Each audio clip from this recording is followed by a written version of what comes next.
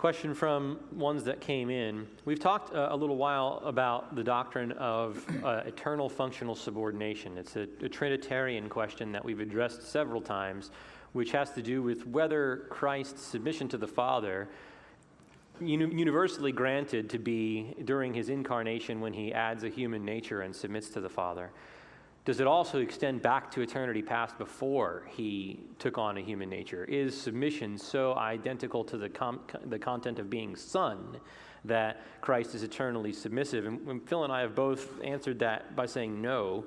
Christ was not eternally submissive because submission requires two wills, and two wills requires two natures, and there's only one nature in the Godhead. But the question has come in, how significant of an error is the doctrine of the eternal functional subordination of the Son?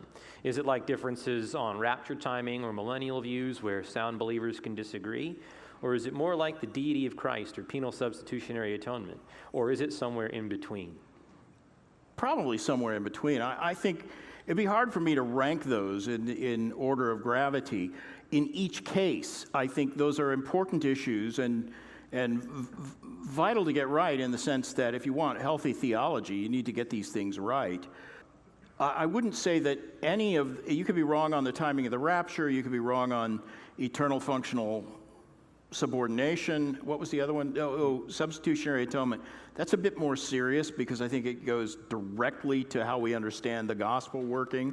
But let's take those other two errors and say both of them have pernicious tendencies that concern me. I think they're serious errors in the sense that they pose a lot of danger down the line to the rest of your theological beliefs. If you believe that the Son is eternally subordinate to the Father, it's tantamount to saying that there's more than one nature in the Godhead, that the Son and the Father have separate wills and therefore separate natures.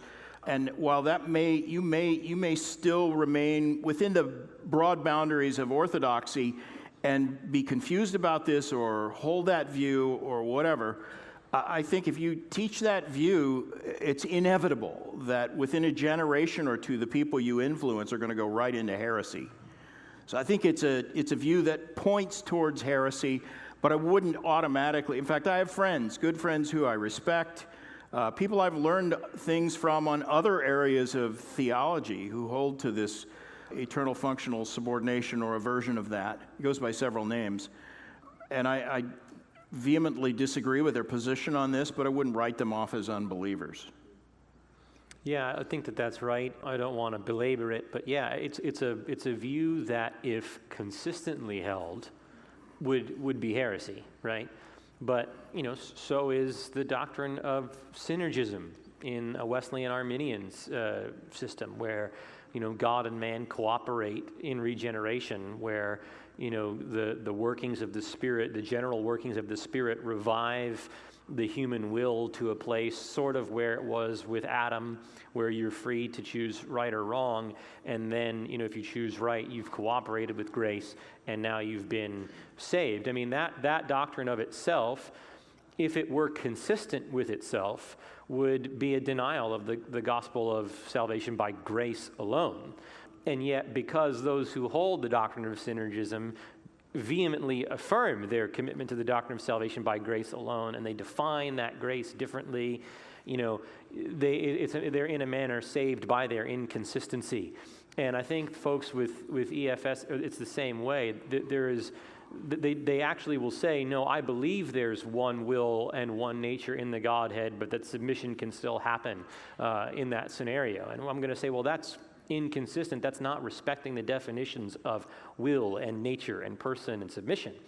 But it's really hard to say, well, you're an Arian or you're a tritheist when they openly reject Arianism and tritheism as stated. And so I would say consistently, if you were to hold it consistently, it would lead to heresy. But in and of itself, it's not. And I think it is a serious error. I don't think we should hold it. I think we should abandon it. And yet I would rank it beneath a denial of penal substitution or the deity of Christ. Those are clear out of bounds markers. Yeah, let me say one other thing about that too. I think the popularity of that view today is only possible because evangelicals ignored careful teaching in all kinds of doctrine, but specifically Trinitarian doctrine, for probably more than a century. The doctrine of the Trinity was assumed and therefore neglected. The assumption is, well, we're all Trinitarians, we all get that, and it's a hard doctrine to understand, so preachers passed over it, and now you've got several generations who are ignorant about the historical discussions of these issues.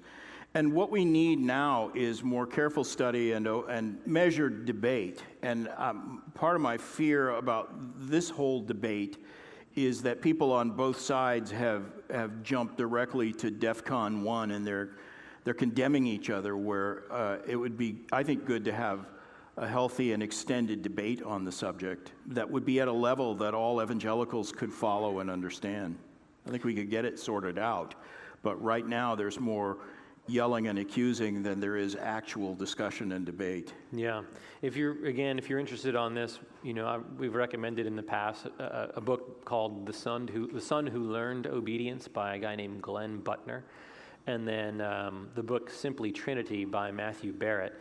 Especially that one would give you a really great overview of where we went wrong in taking a U-turn from the classical Trinitarianism, embracing the categories and the metaphysics of the Enlightenment, and kind of running into this bad course. I kind of liken it. I think actually Matthew Barrett does this too in that book, but I liken it to Back to the Future 2, where old Biff steals the almanac and gives it to young Biff in 1955, and then when Doc and Marty go back to 1985, it's this total alternate universe, and they're in the basement, and Marty and Doc are trying to figure out what they got to do, and he says, we got to go back to 2015 and give and steal the almanac, and Doc says we can't do that, because if we travel ahead into the future in this reality, we're going to get the future of this reality. What we have to do is go back to 1955, steal the almanac from old Biff, giving it to new Biff, and then come back to 1985.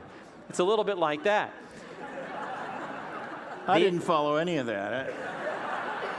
By the book, the Enlightenment. The Enlightenment is when we veered off course into an alternate Trinitarian reality, and then we went forward and we found ourselves in a space where we're saying things that sound ridiculous, right? But it's not the reality that we know.